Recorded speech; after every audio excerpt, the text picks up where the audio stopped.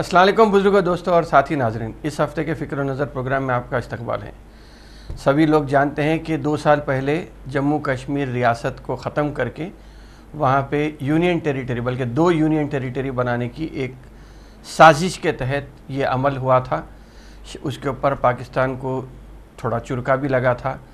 और चीन ने हिंदुस्तान के कुछ हिस्से में अपना कब्ज़ा जमाने की कोशिश की। स्पेशल स्टेटस तो चले गया था जम्मू कश्मीर का, लेकिन चीन अपने तरफ से ये कोशिश किया, बल्कि चीन ने तो इस मसले को अक़वाम मुत्तहिदा तक भी लेके गए थे। दस्तूर में जो स्पेशल स्टेटस जम्मू कश्मीर को दिया था वो भी ख़त्म हो गया। लोकल्स को, ख़ुद जम्मू कश्मीर के मुकामी लोगों को जो नौकरी का जो मामला था या नौकरी देने की जो बात थी वो भी एक हद तक ख़त्म हो गया। इसके अलावा सबसे संगीन मसला ये था कि तमाम सियासी लीडर्स को, बड़े बड़े वकला को, सहाफ़ियों को जेल में, या बल्कि ये कहना सही होगा कि बेयार और मददगार बना के उन्हें बाज़ लोगों को तो जेल में भी डाल के छोड़ दिया गया था। खैर 370 का मसला था। 370 के लिए ये कोशिश थी कि 370 को किस तरह राइज करना है, चूँकि इलेक्शन की प्रॉमिस थी तो वो मसला उठाया गया था। 370 को भी ख़त्म कर दिया गया था। अब हिंदी चीनी भाई भाई एक नारा मशहूर था जो ख़त्म होके हिंदी चीनी बाय बाय हो गया। तो लोग वहाँ पे ताल्लुक़ात चाइना से ख़राब हो गए, और चाइना से ताल्लुक़ात हमारे ख़राब होने में या हिंदी चीनी भाई भाई ख़त्म होने के उसमें पाकिस्तान, जो अब तक अमेरिका की ग़ुलामी करता था, पाकिस्तान चीन से क़रीब होने लग गया। वैसे अगर चीन की और पाकिस्तान की बात करेंगे, माशी तौर पर अगर बात करेंगे, तो पाकिस्तान लिटरली, अगर फिगरेटिवली भी अगर हम बात करें, तो पाकिस्तान चाइना के लिए अपने आप को, अपने दरवाजे इतने खोल दिया है कि अगर कल चाइना जो पैसे लगाया है चाइना में वो ही अगर उसूल करने बैठा तो पाकिस्तान चाइना का एक हिस्सा बन जाएगा। इस हद तक चाइना और पाकिस्तान की तिजारती ताल्लुक़ात या माशी ताल्लुक़ात हैं। मगर जम्मू कश्मीर की रियासत के ख़त्म होने के बाद या यूनियन टेरिटरी, 2 यूनियन टेरिटरी बनने के बाद चाइना ने लद्दाख के ताल्लुक़ से अपनी शिकायत अक़वाम मुत्तहिदा में दर्ज कराई, तो पाकिस्तान चाइना के क़रीब होने के लिए एक कोशिश किया है। लेकिन ये सब मसला कश्मीर का है, हिंदुस्तान के एक अहम हिस्से का है, अपना हमारा दाखिली मसला है। लेकिन अब सबसे ज़्यादा तकलीफ़ दह बात यह है कि अफ़ग़ानिस्तान में जिस तरह तालिबान की हुकूमत या तालिबान दोबारा जिस तरह अपने इक़्तिदार को एक रियासत में या एक ज़िले में अपनी रसाई को बढ़ा रहे हैं, उससे एक ऐसा लग रहा है कि बहुत बड़ा ख़तरा हिंदुस्तान के सर पे बैठा हुआ है। खैर चाइना का मसला था, चाइना ने यूनाइटेड नेशन सिक्योरिटी काउंसिल में ये मसला लेके गए थे, लेकिन जो बात हिंदुस्तान की जम्मू कश्मीर रियासत को तोड़ने की या 2 यूनियन टेरिटरी बनाने की बात थी और 370 को हटाने की बात थी, इससे ये हुआ ये कि ऐसा दिख रहा कि छेड़ के 6 पैसे का जो मुहावरा हैदराबाद में इस्तेमाल होता है, उसी तरह ऐसा लग रहा है कि चीन, पाकिस्तान और अब अगर तालिबान जिस तरह बढ़ते चले जा रहे हैं तो वो कश्मीर के लिए इसका क्या असर पड़ेगा, ये मसले को लेकर पूरे हिंदुस्तान के जो सिक्योरिटी एक्सपर्ट्स हैं और बड़े बड़े जो माहिरीन हैं, जो एक्सटर्नल अफेयर्स के या फॉरेन रिलेशंस के एक्सपर्ट्स हैं, वो लोग भी इस मसले को लेकर काफ़ी हद तक परेशान हैं। जम्मू कश्मीर की बात अगर हम करेंगे तो जम्मू कश्मीर में तकरीबन 66% मुसलमान बसते हैं जम्मू कश्मीर में। मैं ये नहीं कह रहा हूँ कि 97% बसते हैं, लेकिन 95-97% तो अंडमान निकोबार में हैं। लेकिन जम्मू कश्मीर में अगर जम्मू और कश्मीर दोनों को मिला के देखेंगे तो मुसलमान की तादाद या परसेंटेज ऑफ पॉपुलेशन जो है वो 66% है। खैर बहरहाल आप हर एतबार से, चाहे कश्मीर के लोगों को 2 साल से परेशान करके रखे हैं, मासूम आवाम भी परेशान है, सियासी लीडर भी परेशान है, वकला भी परेशान है, सहाफ़ी भी परेशान है। बहरहाल इससे हट के पूरे हिंदुस्तान में अगर आप देखेंगे तो CAA और NRC को लेके वहाँ पर भी एक नाकाम कोशिश हुई थी, जहाँ पे मुसलमानों को परेशान करने की एक कोशिश आप किए थे। लेकिन मैं नहीं समझता कि आप अभी कामयाब हुए हैं, इसलिए कि हम जहाँ हैं, हम बाय चॉइस इंडियन हैं और यहाँ पे मुसलमान जो भी हैं वो खुशी से रहता है। जो जिसको जाना था वो पाकिस्तान चले गए, लेकिन अब जो मुसलमान हिंदुस्तान में बसता है وہ 100% انڈین ہیں، بلکہ میں یہ کہوں گا کہ آپ لوگوں سے زیادہ، بی جے پی ہو، بھکت ہو، کوئی بھی ہو، ان سے زیادہ ہم انڈین ہیں، اس لیے کہ ہمارے کو چوائس تھی انڈیا کو چھوڑ کے پاکستان جانے کی، جو ہم نہیں گئے۔ ہمارے آبا و اجداد یہ سوچے کہ ہندوستان بہترین مقام ہے، اسی لیے وہ یہاں پہ رہ گئے، یہیں پہ بس گئے۔ انہی کی نسل سے ہم بھی یہاں پہ ہندوستان کو اپنا وطن عزیز سمجھ کے یہاں پہ رہتے ہیں۔ خیر بات آپ زہر گھولنے کی جو بات ہے اگر دیکھیں گے تو اب کشمیر کا مسئلہ جو میں چھیڑا تھا، اسی کے ساتھ ساتھ یو پی میں اب الیکشن آ رہے ہیں۔ یو پی کے الیکشن کی تیاری بہت ہو رہی ہے، زور و شور سے ہر پارٹی اپنی طاقت آزما کے وہاں پہ جیتنے کی کوشش کر رہی ہے۔ تو ایسے میں ذات پات کو چھوڑ کے اگر سب سے اہم مسئلہ ہوتا ہے تو وہ ہندو مسلمان کا مسئلہ اگر بناتے ہیں تو وہ بی جے پی کے لیے بہت زیادہ فائدہ مند ہے۔ ابھی 2 دن پہلے اخبارات میں ایک خبر آئی کہ شیو مندر کالونی یو پی میں ایک علاقے میں، مراد آباد کے ایک علاقے میں شیو مندر کالونی ایک کالونی ہے، جہاں پہ تقریباً بہت سارے گھر ہیں اور نان مسلمز کے گھر زیادہ ہیں۔ اس میں یہ معلوم ہوا کہ 2 گھر غیر مسلم بیچے اور 2 گھر مسلمان خرید لیے۔ اس سے ہوا یہ کہ لوگ گھر تو خرید لیے، لیکن گھر خریدنے کے بعد شیو مندر کالونی کے تمام لوگ، بلکہ ہر گھر کے اوپر ایک بورڈ لگا ہے جس پہ لکھا ہے کہ ساموہک پالایان، یہ مکان بکاؤ ہے اور فلاں نمبر پہ سمپرک کریں۔ مطلب یہ ہے کہ کلیکٹیو ایگزٹ، ہم سب لوگ احتجاجاً اپنے گھر یہاں پہ بیچنے کے لیے تیار ہیں، کیونکہ 2 مسلمانوں نے اس کالونی میں گھر خریدا ہے۔ تو آپ دیکھیے کہ کس طریقے سے زہر جو گھولا گیا ہے، واہ واہ، بہت اچھا کام کرے اتر پردیش کے چیف منسٹر ہوں یا ملک کے وزیر اعظم ہوں، زہر گھولنے کا جو کام تھا آپ یقیناً کامیاب ہو گئے۔ حد تو یہ ہے کہ اسی خبر میں انٹرویو کے طور پہ ایک صاحب انٹرویو دیتے ہوئے کہتے ہیں کہ آپ لوگ جائیے اپنے ایریا میں رہیے، ہمارے کو ہمارے ایریا میں رہنے دیجیے۔ آپ کی عید قربان جو مناتے ہیں آپ اپنے ایریا میں منا لیجیے، ہم کو ہمارے تہوار اسی طریقے سے ہمارے حساب سے ہمارے کو منانے کی کوشش دی۔ بہت اچھا، اتنا زہر گھول دیا گیا ہے کہ اب جو ہندو مسلمان مل کے آزادی کی جنگ لڑ کے ملک کو آزاد کر رہے تھے، وہ آج اس حد تک گر گئے ہیں کہ ہندو اور مسلمان کے مسئلے میں الجھ کے پڑے ہوئے ہیں۔ اتنا زہر گھول دیا گیا ہے۔ خیر، جو زہر گھول دیے ہیں یہ آپ 7 سال میں وزیر اعظم گھولے ہیں تو 5 سال میں یوگی گھولے ہیں، لیکن اس سے پہلے بھی اگر یاد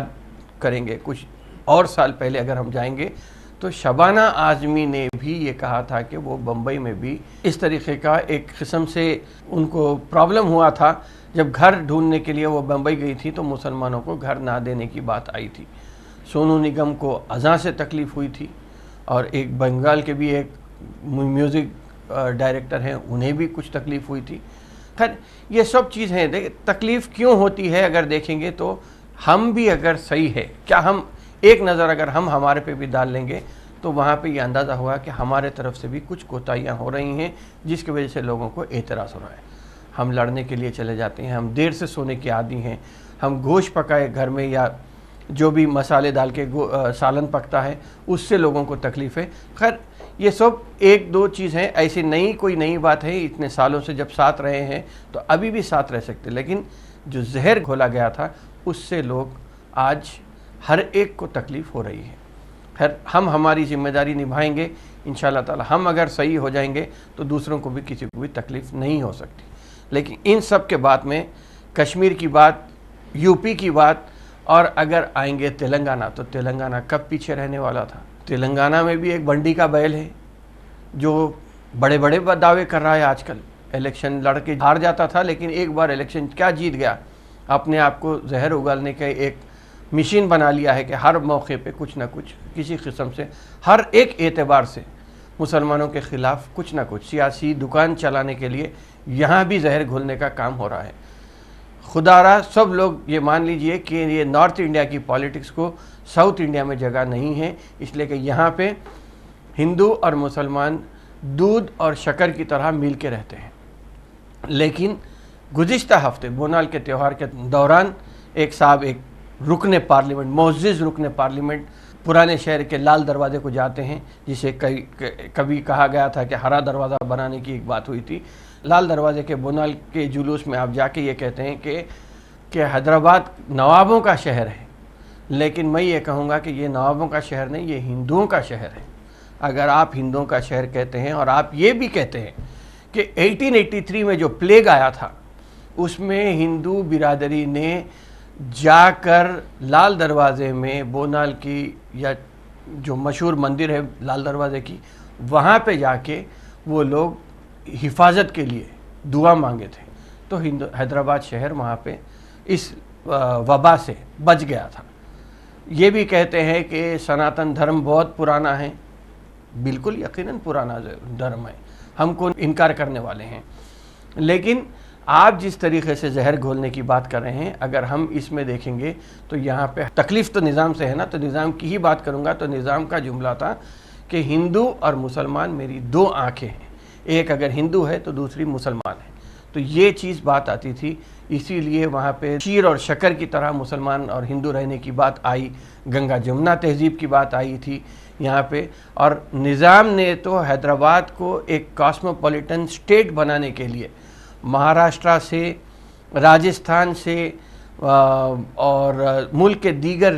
کرناٹکا کے کچھ علاقوں سے لوگوں کو بلا کے یہاں پہ بسایا تھا، تاکہ یہ ایک حیدرآباد ایک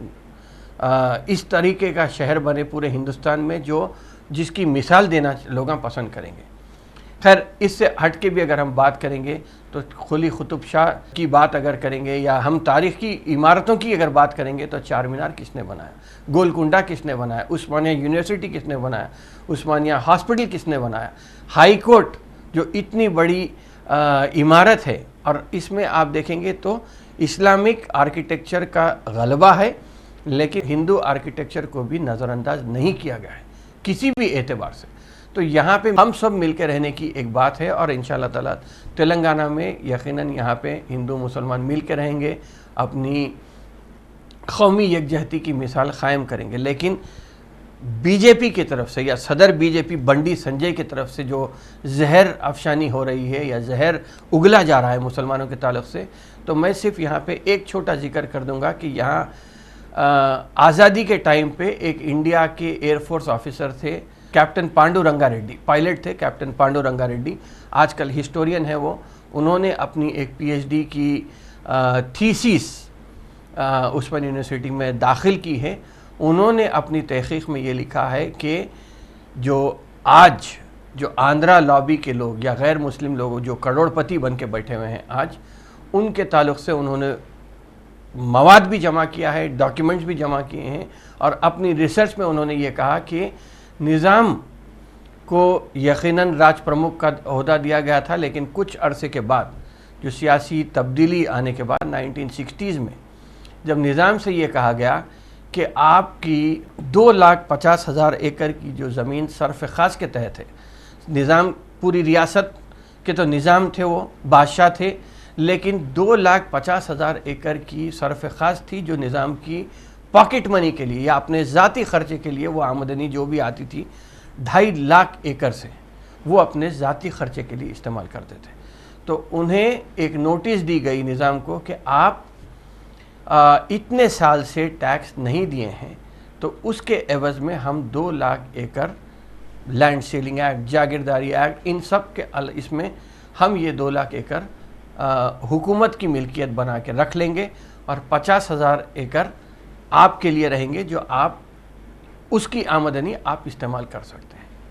تو وہاں پہ ایک غلطی یہ ہوئی کہ جس طرح ابھی بھی مسلمان وہ غلطی کرتے ہیں کہ ہم ریاکٹ جو کرتے ہیں، اس میں نظام کو اتنا غصہ آیا کہ میں پوری ریاست میری تھی، اس میں سے بھی 2.5 لاکھ ایکڑ میرے پرسنل خرچے کے تھے، تو اس میں آپ یہ کیسا کرتے؟ تو اس وقت کے سیاسی لوگوں نے 2 لاکھ ایکڑ لینے کی بات کی تھی۔ اس کا شاید جی او یو جو اس ٹائم کا جو حکم نامہ ہوتا تھا وہ نکلا تھا، لیکن نظام نے کہا کہ آپ پورے 2.5 لاکھ ایکڑ رکھ لیجئے۔ پانڈو رنگا ریڈی یہ بتاتے ہیں کہ 2.5 لاکھ ایکڑ میں 2 لاکھ ایکڑ حکومت لی ہے، اور 50,000 ایکڑ جو بچے تھے وہ 50,000 ایکڑ کی نشاندہی کر کے وہ اس پر غاصبانہ قبضہ کر لیا گیا ہے۔ وہی لوگ آج کروڑپتی بن کے آندھرا پردیش ہو یا تلنگانہ کے ساتھ ناانصافی کرے ہیں، اور وہ آج کروڑپتی بن کے بڑے بڑے عہدوں پہ یا بڑے بڑے کمپنیز کے مالک بن گئے ہیں۔ تو ان سب کو، یہ تاریخ کو بھی دیکھنا ضروری ہے۔ اگر پانڈو رنگا ریڈی کی جگہ کوئی رحیم صاحب، عبدالرحیم صاحب لکھتے تھے یا کوئی سید رسول صاحب لکھتے تھے تو شاید بنڈی سنجے کو بھی اعتراض ہوتا تھا اس میں، لیکن ایسا لگ رہا کہ اب یہ چیز پانڈو رنگا ریڈی کی جو تحقیق ہے، جو پی ایچ ڈی کا مقالہ انہوں نے سبمٹ کیا ہے، اس کو عام کرنے کی ضرورت ہے، تاکہ چاہے وہ بنڈی ہو یا نظام آباد کے بھی ایک اروند ہے، ڈی اروند، وہ بھی کانگریس کے ہر اعتبار سے ان کے پورے گھر کا ماحول کانگریسی ہے، لیکن وہ جا کے بی جے پی میں بیٹھے ہیں، وہ بھی اس قسم کے زہر جو نکالتے ہیں، ان کو یہ تحقیق، یہ مقالہ پڑھنا چاہیے تاکہ اپنے منہ پہ کچھ نہ کچھ لگام لگا سکے۔ خیر، یہ سب بات ہے، آپ ہر ایک کو معلوم ہونا چاہیے کہ یہ چیز ایسی بھی سازش ہوئی تھی۔ ہم اگر ہوشیار رہیں گے، ہم حالات سے واقف رہیں گے، تو میں سمجھتا ہوں کہ ہم ہر اعتبار سے یہ حالات کا مقابلہ کرنے کے لیے تیار ہوں گے۔ آج کل یہ بہت ضروری ہے کہ ہم حالات پہ نظر ضرور رکھیں اور صحیح فیصلہ کریں، بجائے اس کے کہ جو ایکشن اور ری ایکشن کی جو بات ہے، ہم ری ایکٹ جو جلدی کرتے ہیں، اسے اپنے قابو میں رکھنا چاہیے۔ ہمارا جو بیہیویئر ہونا چاہیے، جو برتاؤ ہونا چاہیے،